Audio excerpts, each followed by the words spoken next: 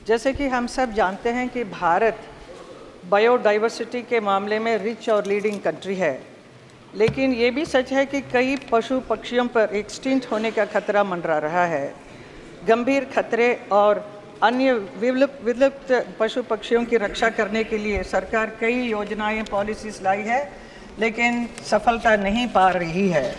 मेरा माननीय मंत्री से यही सवाल है कि भारत में राष्ट्रीय पक्षी मोर सहित कई पक्षियों की आबादी बहुत तेज़ी से घट रही है और पक्षी की कई स्पीसीज़ पर संकट खड़ा हो रहा है। यहाँ तक कि मथुरा, जो भगवान श्री कृष्ण की नगरी है, वहाँ पर भी मोर बहुत कम नज़र आने लगे हैं।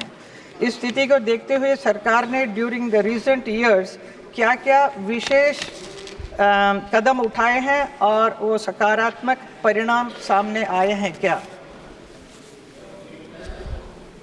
माननीय अध्यक्ष महोदय, माननीय सदस्य ने सही कहा है, वो मथुरा से आती हैं और भगवान कृष्ण के भी मोर पंख ही सिर पे हम देखते हैं। बाकी जो हमारे तमिलनाडु के मित्र हैं वो भी इस बात को जानते हैं कि वहाँ भी भगवान शिव के पुत्र कार्तिकेय की सवारी भी मोर है। तो मोर हमारी पूरी पौराणिक सभ्यताओं में है।